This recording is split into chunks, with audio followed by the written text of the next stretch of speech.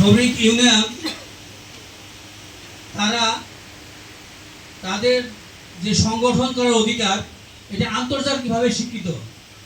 ILO শ্রমিকদের যে স্বাধীনভাবে সংগঠনের অধিকার স্বীকৃতি দিয়েছে, সেখান থেকে আমাদের শ্রম আইন এটা অন্তর্ভুক্ত করা হয়েছে, যার ধারাবাহিকতা শ্রমিকরা তাদের যাতে অধিকার, তাদের ন্যায্য অধিকার, তাদের নেতৃত্ব তৈরি হয়, কথাবার্তা বলতে পারে, হ্যাঁ, সুসংগঠিতভাবে চলতে পারে, এই জন্য তাদেরকে এই সংগঠন করার অধিকার বা তাদের এই সংগঠন করার অধিকার দেওয়া হয়েছে।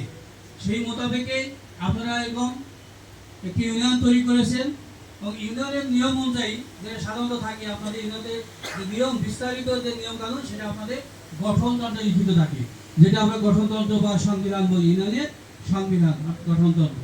তো সেখানে প্রায় কম বেশি 32-33টা ধারা থাকে, 30টার উপরে ধারা থাকে। তো সেখানে আপনাদের ইউনিয়ন পরিচালনার সমস্ত বিষয়গুলো বর্ণনা করা থাকে।